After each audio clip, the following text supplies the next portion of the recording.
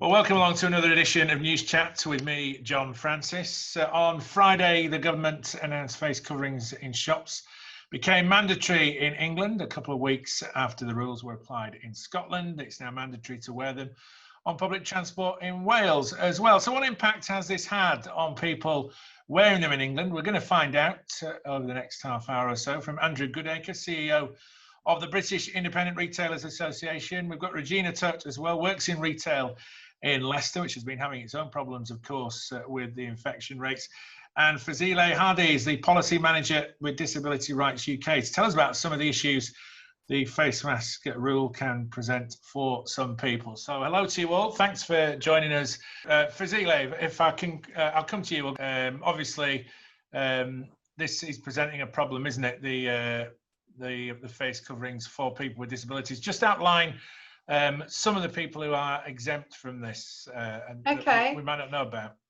So the regulations on face coverings in shops came into force last Friday in England, but actually they've been in force since the 15th of June on public transport. And the government's been quite clear that where people have a disability or illness, whether it's mental or physical, that prevents them wearing a face covering, that they are exempt. And that's really, really clear in the regulations, and we're really pleased about that. And it will apply, obviously, a lot of disabled people like me and others will wear face coverings, but for people who've got breathing difficulties, so the respiration is poor, learning disabilities, maybe they don't fully understand why they have to wear a face covering, a mental health problem that makes maybe people panicky or anxious with a face covering, and also for people who are with someone who's deaf or hard of hearing who needs to lip read, there's an exemption for that as well. And one of our concerns has been is that while some national figures and the way they've communicated this haven't really got across the fact there are exemptions and that you don't need to prove your disability. Instead, they've talked about it being mandatory and compulsory, and you'll be fined and you'll be banned from entering shops and transport hubs. So they've talked about it in a really kind of, I don't know, just a very shocking sort of way, which made us and some disabled people feel that there wouldn't be enough people in shops and members of the public that really understood that their exemptions did exist. Yeah, the exemption list is quite lengthy, isn't it? I mean, I wouldn't have known some of the people who were exempt from wearing them. And I suppose, Regina, are you being informed by your employer about, you know, people who aren't wearing them coming into the shops? Are you aware of this? Yes, as an employee, we got a briefing at the end of the shift, and it was very clearly stated. The store where I work, they said we're not going to argue with anyone. If anyone claims that they have any mental health or physical health reasons why they are not wearing a mask, we're not going to refuse them entry to the store. So all of our employees have been briefed on that. So we know they obviously don't list all the possible reasons, but it's just we just practically been told, if someone says they can't be wearing a mask, then we're not going to refuse them. You shouldn't argue with them. Just respect their decision. Oh, that's really positive to hear, Regina. I'm so pleased that that briefing was given to you all. Because sometimes, you know, really senior politicians and chief constables have given a very different sort of message. Yeah, I think it depends. Oh, sorry. Go on, no, you carry on. No, you go. I think it depends on how much a certain retail franchise or just a simple shop kind of tries to go for inclusivity and try to include everyone and kind of be respectful about diversity and groups that might not have the same needs as your average person. And I think it's really important, but obviously when politicians or police constables like talk about this, I imagine that they try to aim it at the problematic person. So obviously the person that has no disabilities or no kind of reasons for not putting on a mask apart from, oh, I don't want to. And then I think they kind of aim it at them and say, this is mandatory, you need to, you're going to be fine. But as you said, it kind of scares the people that actually have a need to not put on the mask. So it would be nice to have a balance in what they say. Because we've heard from some disabled people who don't want to go out because they're not very confident about talking about their disability. So they have anxieties. And then we've heard other people have been ringing up charities asking for their exemption cards. Can I carry something just in case there is a conflict? Not necessarily with a shop person, but maybe just with a member of the public, because we've had some horrible incidents on trains with members of the public. Go on, Andrew. Yeah, no, I can imagine. I think one of our fears for our members was that there might be more conflict between customers policing it themselves, challenging each other, who don't know what the rules are, as opposed to people who have been fully briefed. Yeah, just tell us, Andrew, just generally what's it been like over this first weekend of retail? I think for the independent retailer, which is our membership, they tend to operate in local communities, so they know their customer base, they know the people who come in and out and who work and live in their areas. So a lot of the time they're able to deal with compliance of this nature in a professional, compassionate way. And I think they understand what's going on. And they were never, we always said to our members, and please pass this on to your staff, you know, respect the exemptions, do not get involved with conflict, and trust your judgment with it. And as I say, we have a helpline. It was pretty busy in the lead up to Friday, with lots of people not sure what they do. Do they let people in? Don't they let people in? What are the exemptions? Friday went past off very peacefully, as was the weekend, and so far today, it has not been a hot topic for us. So I think that's indication that people have been applying common sense. We hope, because it's important that we meet all needs of society, that they do fully understand the exemptions, and the fact disabled people, it's not always obvious to disability, as we know, especially with mental illness. So we do to listen to the consumer. If the consumer says, look, I can't wear a face mask for whatever reason, let's go with it and see and manage it from there. But I think they are less of I think that's a minority to deal with, an important minority, but I think generally speaking, the compliance so far has been good. That's really good to hear, and both Andrew and Regina have really showed that certainly large sections of the retail community are much more in tune with equality and diversity and how to treat disabled people fairly and equally than, as I say, some of our other leaders are. And we have found some of the messages around, you know, it'll be compulsory and mandatory and you'll be fined and you'll be excluded, etc. Really quite shocking for some disabled people to hear. Yeah, we were massively disappointed. Well, I personally, I think a lot of our members was significantly disappointed with the police stance, which was one of enforcement's not down to us, over to you. And then statements were largely negative about their lack of resources and little consideration for what this really meant to people and the wider society. And it is a change of behaviour. And what we were, no one expected a police officer on every shop. And it wasn't never needed, but what you did expect was supportive statements saying that they will help businesses interpret the rules as they should be interpreted, that they will help the public adopt the rules in the way they're meant to be adopted. Instead, they took a rather negative approach, and I can imagine the concerns that will cause much of society or parts of society where there's uncertainty. Are you feeling, Regina, you're not getting the support then? Like, are you having to police it yourself almost? Are you finding that quite a challenge and a worry? Yeah, definitely. We don't have that big a challenge because luckily we're a big store, so we have security guards.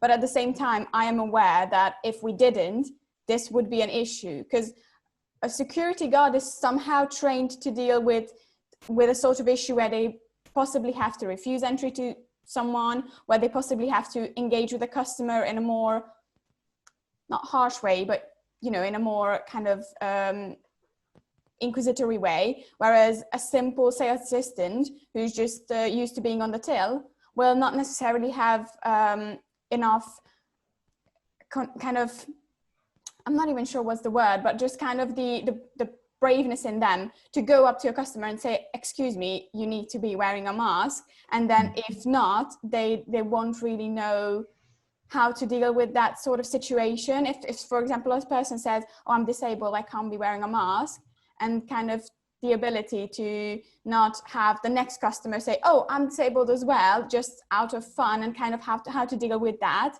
Because obviously the next customer might be a bit like, oh, why is that? And then you have to, as always, we are briefed on it, but a security guard, I feel like, is more capable in that sense, because they are used to dealing with people like that. I was very shocked when I heard about police announcing that it's not their job to police that and to kind of help with that, because to me it was kind of them saying, well, we're not going to police it, it doesn't matter. Which is not true. It is very important that the people who can wear the masks do wear the masks. So I think it is, in a way, it was them letting down retailers and kind of saying, well, you deal with that problem. And that's not very fair. I think the messaging has been so confused. I mean, there have been some politicians that have been pretty good and have actually said, look, it's about us protecting each other, wearing the mask whenever we can.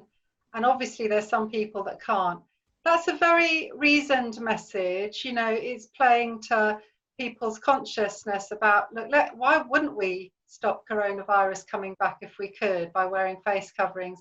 That's a very different message to where some of our politicians and police started, which was, you know, basically it's mandatory, it's compulsory, and you'll be kicked out if you don't wear it. And I think that confusion on messaging hasn't helped retailers, and it hasn't helped disabled people, because some disabled people are being challenged by members of the public. I've heard more about that in trains, actually, because it's been going on for longer on public transport.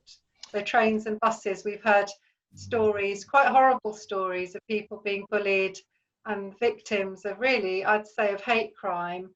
But I'm really pleased and heartened to hear Regina and Andrew talk about the common sense and compassion and kindness that's being used in the retail sector. Well, let's hear about that mixed messaging and a lack of clarity, because that's what Keir Starmer's actually said about this. He actually agrees with the government's stance on actually bringing it in, but again, wants a bit more clarity from the Conservatives on this. Well, there's been some confusion, but I think it's very important, as Leader of the Opposition, that I say clearly we must follow the government's advice. It's very important that where the advice is to wear a mask, we should all do it. So whether it was confusing in the past or not, all very well, but follow the government's advice would be my message to the public.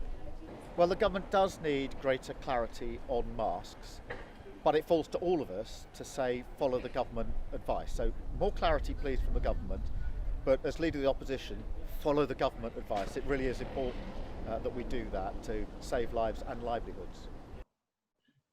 So Keir Starmer there, he's backing the government. I just wanted to bring something up, Andrew, because I went into a petrol station over the weekend. I had my face covering on.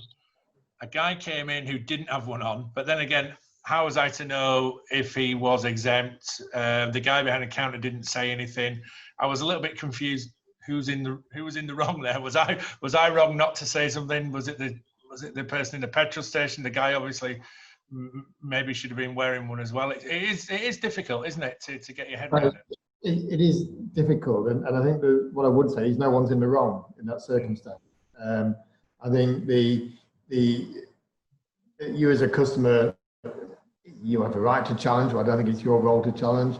I think what there should be are polite reminders, and if you say to someone, oh, don't forget, we have to wear a face mask now, and that person then says, actually, I'm exempt, fine, that's moved on. At least the question was asked in a polite way, without necessarily pointing fingers and say, where's your face mask? I think it should be, and all of our messaging that we've made available to our members has been around politely reminding people of their responsibilities to keep other people safe. And I think, as Fazilet was saying, that was the core reason for wearing coverings in the first place, is to keep people safe. So I think it will take a while. There will be, I'm sure, examples come out over the next few days where people have not been treated terribly fairly in shops. That will happen because it's difficult to interpret the rules to everyone's satisfaction all of the time. But generally speaking, common sense should prevail, and we just need to politely query why someone's not wearing one. And if the answer is, I'm exempt, fine, it's exempt. But let's not get involved with conflict about it. I think so far, I think what happened in your example, I would say was correct in that no one should feel as if they've done something wrong if the person not wearing a face mask was generally exempt. But you as a customer and the employee will never know that, of course. Fazilet, tell us about these exemption cards then in a bit more detail. How are these working? Well, some charities, because people were anxious, it's a bit like Regina was saying, that not every shop person's confident enough to speak up. Well, not every disabled person is as well.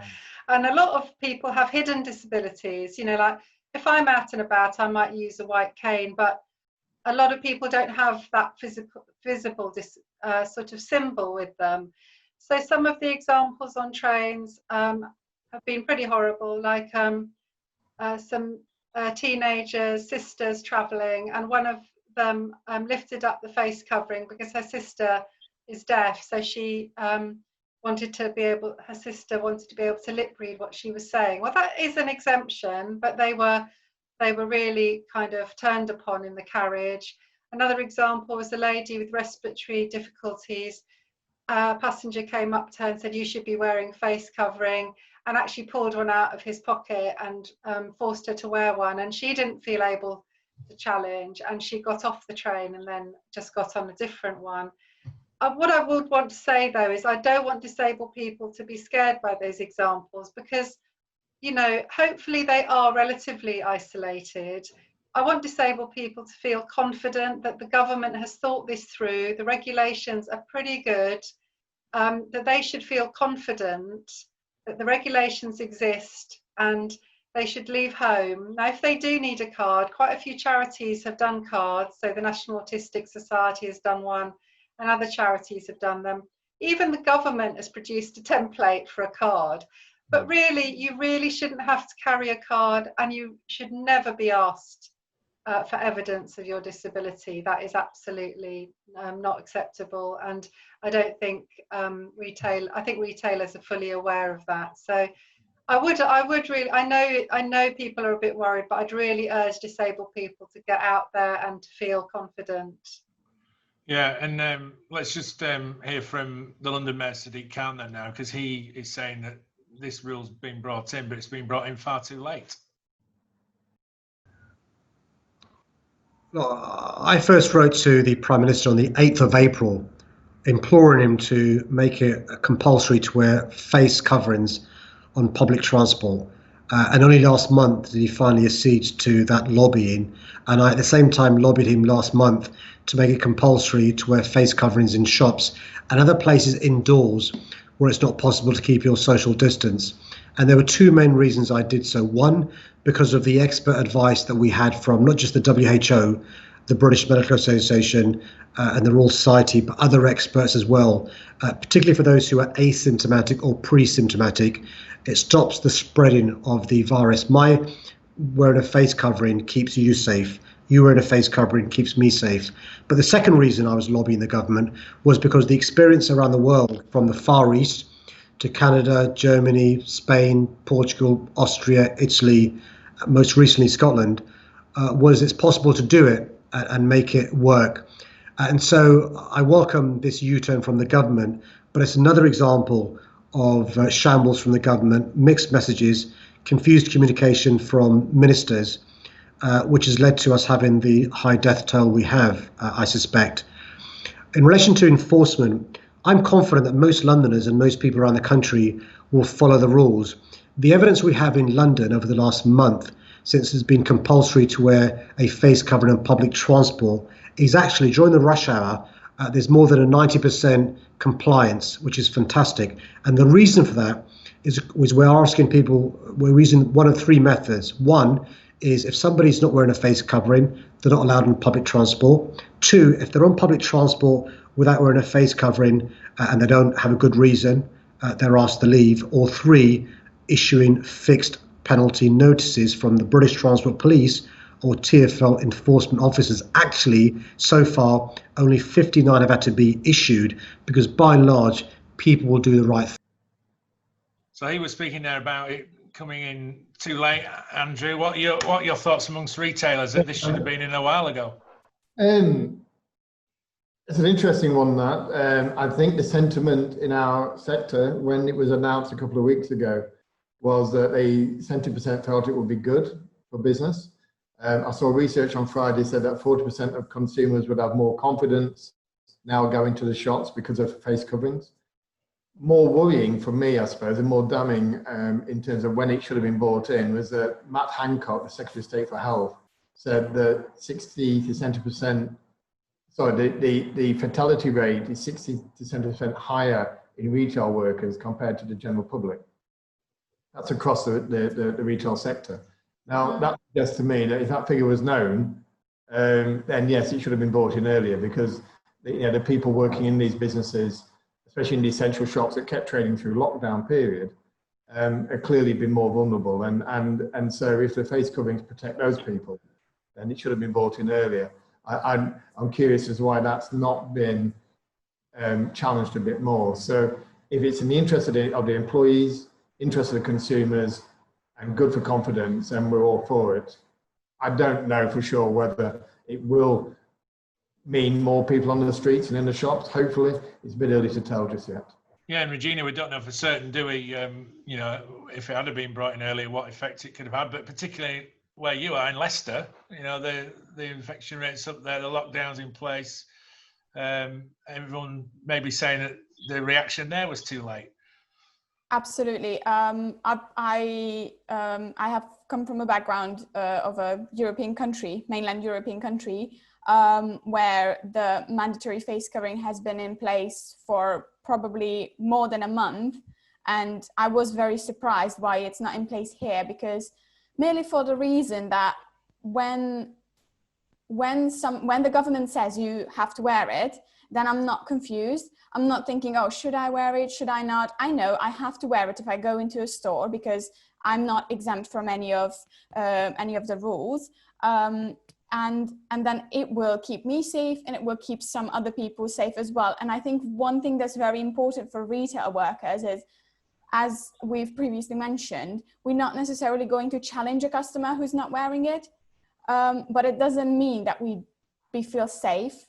I have worked a few days previously when I just didn't feel safe, because it was very busy and a lot of customers were not wearing a mask. And obviously I didn't really feel safe working, but there was nothing I could do. All I could do is keep my social distancing as much as I possibly could, but that's not always possible. So for me, when I heard that this rule is being made, I was very, very happy, because even though there is people exempt from it who have disabilities, that is a minority of our customer base. So it means that 95% of our customers are going to be wearing a mask, and that means it's much, much more safer to work in a retail store, and especially in Leicester with our infection rates going up, and with the second lockdown, obviously you don't really know who's coming from which area, because some areas have more infection rates, some areas have less, but working in the city centre means everybody's going to come in. So having that kind of safety there, that people have to wear a mask, and obviously that's going to protect me as well if someone comes in who is infected, I think to me that was a big relief. Yeah, and Andrew, how much of a worry is it about these local lockdowns then, in terms of independent retailers moving forward? For retail sector and businesses in general, it's a significant worry, of course. The sector is just beginning to get back on its feet since the 15th of June and the reopening for non-essential stores. And none of us would want to see lockdowns such as happening in Leicester become more widespread. We fairly certainly there'll be others, because evidence in Europe now suggests that second waves and local issues are prevalent. It happens. What we have to remember, the virus hasn't gone away, it's simply under more control. So if that control fails in an area, it will come back. But it is significantly damaging for retail to have to open up, close down,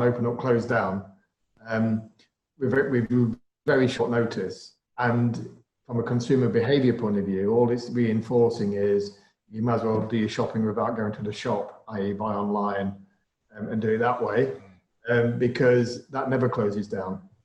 That will keep on delivering and keep on taking the orders, irrespective of what's happening locally. So there's the bigger issue, I think, is the way it changes consumer behaviour in terms of their approach to shopping.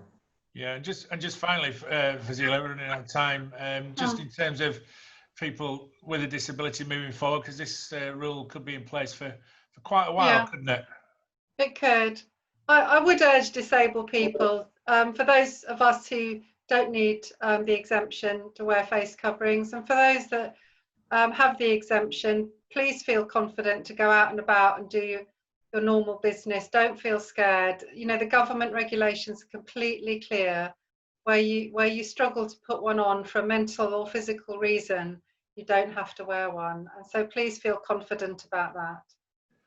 And Regina, how are you feeling then moving forward, having had this first weekend working in retail? I'm feeling pretty optimistic about it. I think one thing that's really important, and it should be channeled into the public from politicians and police constables and everyone, is just to treat everyone with respect and just be polite. If you need to question someone, why aren't you wearing it? Just be polite, stay respectful, and I think everything is going to be okay. This first weekend back, I've barely seen anyone without a mask. So I think most people, especially in Leicester, because I think everybody's very aware of the situation, is going to try and attempt to keep to the rule as much as possible. But we've had a few issues where a customer came up to me and asked why other customers aren't wearing it. So I had to explain why that is. So I think a bit of communication about this, and kind of just enforcing that idea that, yes, encouraging the idea in the public that, yes, there is exemptions and you can politely ask why, but don't attack anyone and don't go and complain about it, because you might not know what that person's dealing with and why their reasons are for not wearing a face covering, would be a good way to move forward. Yeah, that's the key, Andrew, isn't it? The communication between the retailers and the public moving forward here. Between retailers and public, and I would back up what Fazilet's been saying, I think, in terms of the country leadership and from various enforcement authorities. I think they need to be clearer and more supportive in their approach as well.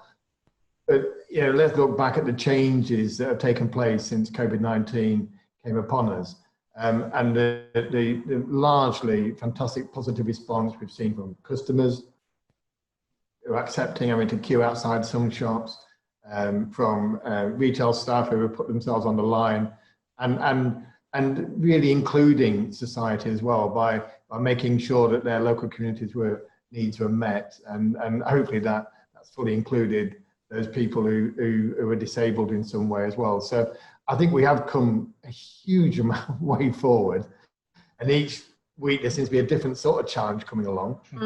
And we've risen so far, and hopefully that will continue rising to those challenges.